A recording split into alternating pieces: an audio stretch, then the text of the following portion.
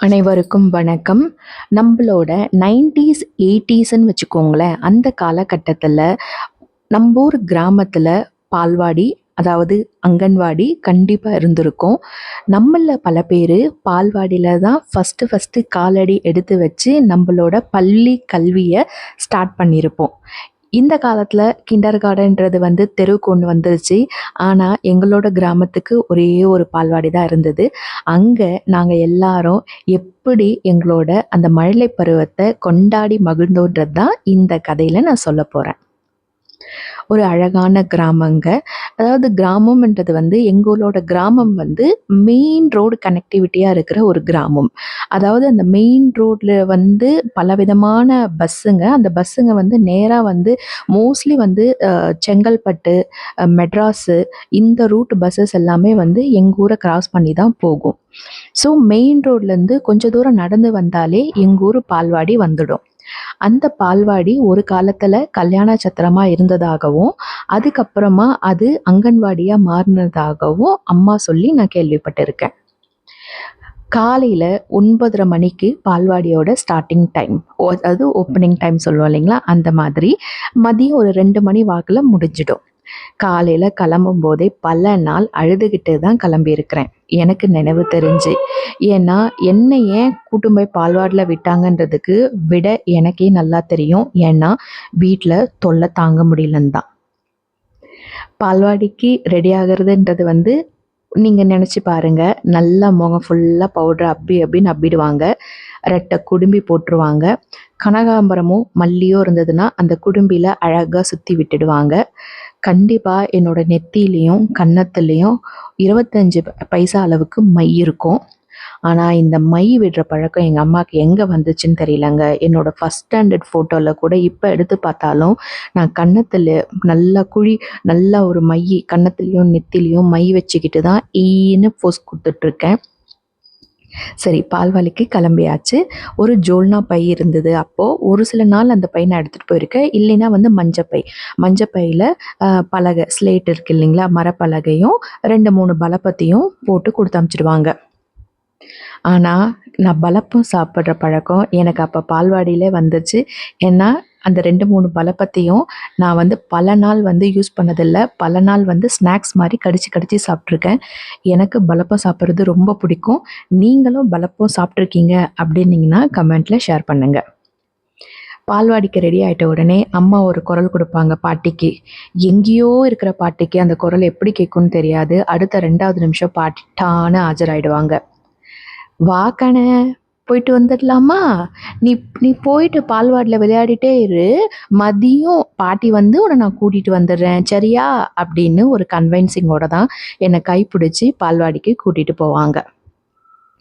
எங்க வீட்லேருந்து ரொம்ப கம்மியான ஒரு டிஸ்டன்ஸ்ல இப்படி திரும்புனா ஒரு சந்து திரும்புனா பால்வாடி வந்துடும். பாட்டி கையை பிடிச்சிக்கிட்டு அப்படியே பார்த்துக்கிட்டு வருவேன். பாட்டி வந்து அந்த சமயத்தில் சொல்லுவாங்க, கண்ணு இன்னைக்கு சாயந்தரம் உனக்கு நான் வடை வாங்கி தரேன், மசால் வடை வாங்கி தரேன்." ஏன்னா எங்கள் ஊரில் மசால் வடை, வடை அதுக்கப்புறமா மைசூர் போண்டா ரொம்ப ஃபேமஸ்ஸு.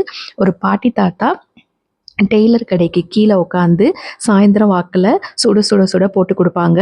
அதோட ப்ரைஸ் கூட நான் உங்களுக்கு சொல்லுறேன். ஆனால் அந்த கதைக்கும் இந்த கதைக்கும் இப்போ சம்மந்தம் இல்லை. நேராக பால்வாடிக்கு போன உடனே வாசல்லே டீச்சர் அம்மா நின்றுட்டுருப்பாங்க. "வாமா வாங்க" அப்படின்னு ஒரு அழகான ஸ்மைல் கொடுப்பாங்க. நேராக உள்ளே போனவொடனே நமக்கு என்னங்க, மற்ற பிள்ளைங்களோட குதிச்சு குதிச்சு விளையாடுறது தான் வேலை. எங்கள் ஊர் பால்வாடி ரொம்ப அழகாக இருக்கும். சமீப காலத்தில் எங்கள் ஊர் பால்வாடியில் ஒரு மெகா சீரியலை ஃபுல்லாக எடுத்தாங்க. அந்த சீரியல் ரொம்ப ஃபேமஸ்ஸு. எந்த சேனலில் டெலிகாஸ்ட் ஆச்சு, ஏன் நீங்கள் கூட அந்த இடத்த பார்த்துருப்பீங்க. நான் கதை போக போக அதை உங்களுக்கு ஷேர் பண்ணுறேன். பால்வாடிக்குள்ளே போயாச்சா, டீச்சர் அம்மா அழகாக எங்களுக்கு பாட்டு சொல்லிக் கொடுப்பாங்க. அழகாக டான்ஸ் ஆடி ஆடி சொல்லிக் கொடுப்பாங்க. எனக்கு இன்னும் கூட ஞாபகம் இருக்குது. அம்மா இங்கே வாவாக்கெலாம் வந்து அவங்களோட எக்ஸ்ப்ரெஷனை வந்து இப்போ கரண்ட்டாக இருக்கிற எந்த ஒரு ஹீரோயினாலேயோ செய்யவே முடியாது. அவ்வளோ ஒரு எக்ஸ்ப்ரெசிவாக டான்ஸ் ஆடி குதிச்சு குதிச்சு ஆடி எங்களுக்கு அந்த பாட்டெல்லாம் சொல்லி கொடுத்துருக்குறாங்க. அது மட்டும் இல்லைங்க. அவங்க சொன்ன ஒரு வார்த்தை இன்னும் கூட என் மனசுலயும் சரி, காதுலயும் சரி அப்பப்போ ஒலிச்சுக்கிட்டே இருக்கும். "குழந்தைங்களா, நீங்க தலை குனிஞ்சு புத்தகங்கள படிச்சீங்கன்னா, நாள உங்கள அது தலை நிமிர்ந்து வாழ வைக்கும்." அப்படின்னு அவங்க சொல்லியிருக்காங்க. அந்த ஒரு வார்த்தை என்னமோ தெரியல, என் மனசுல அப்படியே அச்சாணி மாரி பதிஞ்சு போச்சு. இன்னிக்கும் அத நான் மனசுல அப்பப்ப அசை போட்டு பார்த்துப்பேன். ஸோ உங்களோட நினைவுகள்ல, இந்த பால்வாடி நினைவுகள்ல உங்க டீச்சர் ஏதாவது ஒரு நல்ல வார்த்தைகள் உங்களோட மனசுக்கு விதை போட்டிருந்தாலும், நீங்க கமெண்ட்ல தாராளமா ஷேர் பண்ணுங்க. ஒரு 11:30 மணி வாக்குல ஒரு சில நாள் எங்களுக்கு சத்து மாவு கஞ்சி குடுப்பாங்க. ஆயம்மா அழகா சுட சுட எல்லாருக்கும் ஒரு டம்ளர் இருக்கும். அந்த டம்ளர்ல ஊத்தி குடுப்பாங்க. அதாவது எல்லாருக்கும் டம்ளர் கிடைக்காதுங்க. ஒரு குழந்தை டம்ளர்ல குடிச்சு முடிச்ச அப்புறம் கழுவிட்டு தான் அது இன்னொரு குழந்தைக்கு குடுப்பாங்க. அது ரொம்ப சுவையா இருக்கும். அது என்னமோ தெரியல, அந்த சத்து மாவு வந்து அப்ப கவர்மெண்ட்லயே குடுத்துருக்காங்க. ஏன்னா எங்களுக்கும் வந்து 2 மாசத்துக்கு ஒரு தடவ அந்த பாக்கெட் வந்து குடுப்பாங்க குழந்தைங்களுக்கு. அதுக்கப்புறம் மதிய வாக்குல எங்களுக்கு சுட சுட சமையல் ரெடி ஆயிடும். பல நாள் வந்து சாம்பார் சாதம், ரவை கிச்சடி, தயிர் சாதம் இதுதான் சாப்பிட்ட ஞாபகம் இருக்கு. அதுக்கப்புறம் ஒரு 3 மாசத்துக்கு ஒரு தடவையோ, 6 மாசத்துக்கு ஒரு தடவையோ ஹெல்த் டிபார்ட்மெண்ட்லேருந்து வருவாங்க டாக்டர்ஸு. எங்களோட ஹைட்டு, வெயிட்டு செக் பண்ணுவாங்க. அ என் பல்லெல்லாம் கூட செக் பண்ணியிருக்காங்க. எனக்கு ஞாபகம் இருக்கு. வாய திறந்து காமிச்சது. அதுக்கப்புறமா வந்து வயித்தெல்லாம் வந்து அமுக்கி பார்த்துட்டு ஏதாவது இது இருக்கா? என்ன சாப்பிட்றோம்? எல்லாமே வந்து ரொம்ப அழகா செக் பண்ணுவாங்க. அதுக்கப்புறம் கவர்மெண்ட்லேருந்து அப்பப்போ எங்களுக்கு பல்பொடி குடுப்பாங்க. செருப்பு குடுப்பாங்க. அதெல்லாம் வீட்டுக்கு வாங்கிட்டு வந்து குடுத்தது ஞாபகம் இருக்கு. ஸோ எங்களோட ஆயம்மாவ பத்தி நான் பர்ட்டிகுலரா சொல்லணும்னா, அவங்க வந்து ஒரு ஒரு 50 வயசு இருக்கும்னு நீங்க நெனச்சுக்கோங்க. அவங்க முகத்துல மஞ்சள் இல்லாம நான் பார்த்ததே இல்ல. நல்லா மஞ்சள் பூசி, அழகா பெரிய பொட்டு வச்சு, முடியில நல்லா ஒரு கொண்டைய போட்டுக்கிட்டு அழகா வருவாங்க. வந்து அதாவது எங்க பால்வாடி வந்து ரொம்ப எப்படி சொல்றதுங்க, ஒரு அழகான ஒரு பெரிய ஓட்டு வீடு. நடுவுல முற்றம் இருக்கும். ஃபுல்லா கிளீன் பண்ணுவாங்க. தொடப்பத்த வச்சு பெருக்கிக்கிட்டே இருப்பாங்க. அதுக்கப்புறம் வந்து நாங்க போய் ஆயம்மா எப்படி சமைக்கிறாங்கன்னுலாம் பார்ப்போம் நாங்க. அந்த மாதிரி ஆயம்மா வந்து எங்களுக்கு அந்த ஆயம்மாவோட முகம் இன்னமும் அந்த வசீகரமான முகம் எங்களுக்கு ஞாபகம் இருக்கு. சரி, மதியம் சாப்பிட்டு முடிச்ச உடனே எல்லா குழந்தைங்களுக்கும் ஒரு குட்டி தூக்கம். பாய் போட்டுருவாங்க. தலையணைலாம் கிடையாதுங்க. பாய் மட்டும் போடுவாங்க. நல்லா மலர்ந்த பூக்கள் மாரி, இப்பதான் மலர்ந்த பூக்கள் மாரி நாங்க லைனா எங்கள படுக்க வச்சுடுவாங்க. அது தூக்கம் வராது உண்மைய சொல்லணும்னா. ஆனா டீச்சர் அம்மா பக்கத்துல உட்காந்து, "பிள்ளைங்களா, கண்ண மூடுங்க எல்லாரும். நாம எல்லாரும் ஒரு குட்டி தூக்கம் போடலாமா?" அப்படின்னு ஒரு குரல் கேட்கும். ஒரு சில குழந்தைங்க அன்னைக்கு காலையிலேருந்து ஆடின டயர்ட்ல படுத்த உடனே தூங்கிடுவாங்க. ஒரு சில குழந்தைங்க தூங்க மாட்டாங்க. முழிச்சுக்கிட்டே கண்ண மூடி அப்படியே ஓரக்கண்ல என்ன பண்றாங்கன்னு பார்த்துக்கிட்டு இருப்பாங்க.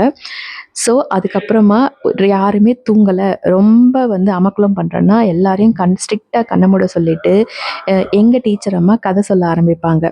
அந்த கதையில என்ன வசீகரம் இருக்குன்னு எனக்கு இன்னிக்கும் தெரியல.